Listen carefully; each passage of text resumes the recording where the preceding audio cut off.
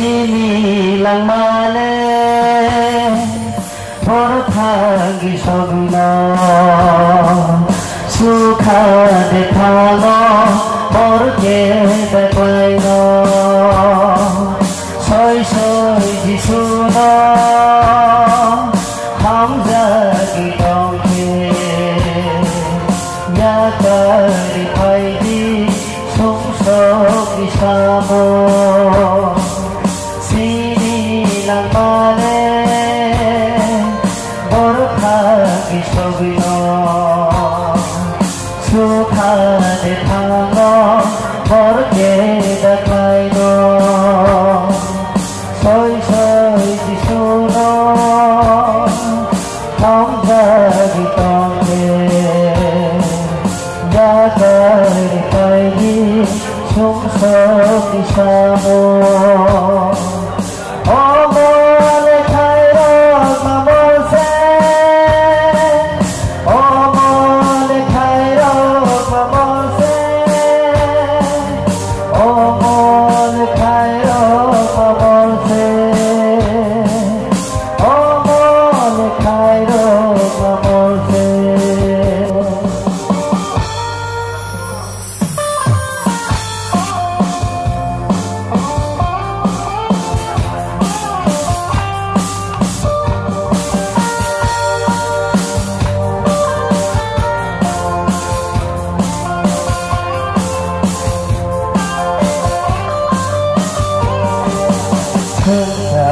Di boleh mainan mereka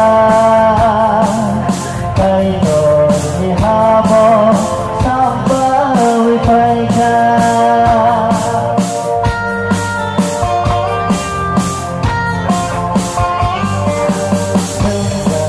Di boleh mainan mereka Kaito di habo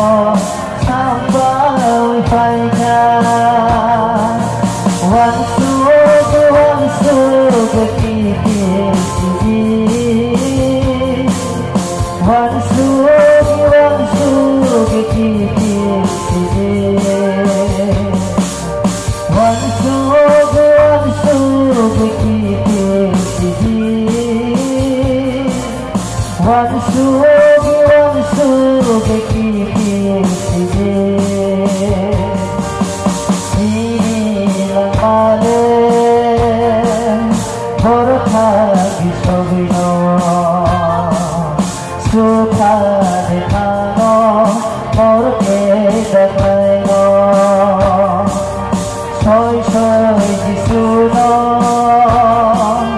Ham jagi tongke Yakari paidi Sung sok disamo Sinilang maneh Porthagi sogno Sukha dekhalo Porke deklaino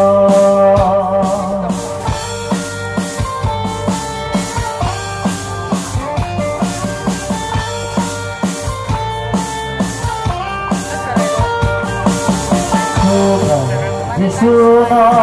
Poito klainairo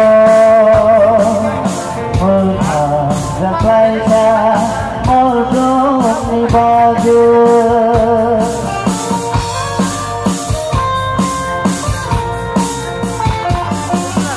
Tuhan Jisuno Poito klainairo Zaklaita Moldong ni baju Sukha paksa di mana Sukha paksa di mana Sukha paksa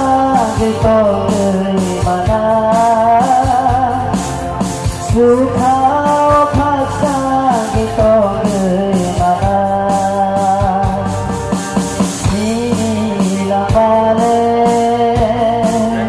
Porthagi sogno Sukha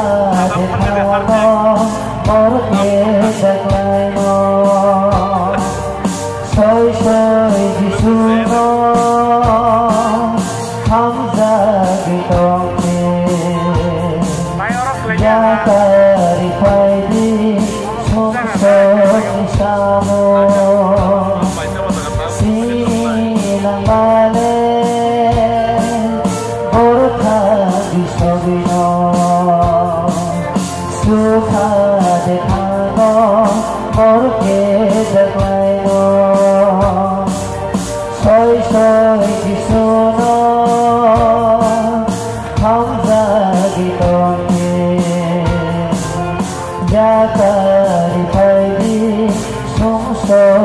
bersamamu,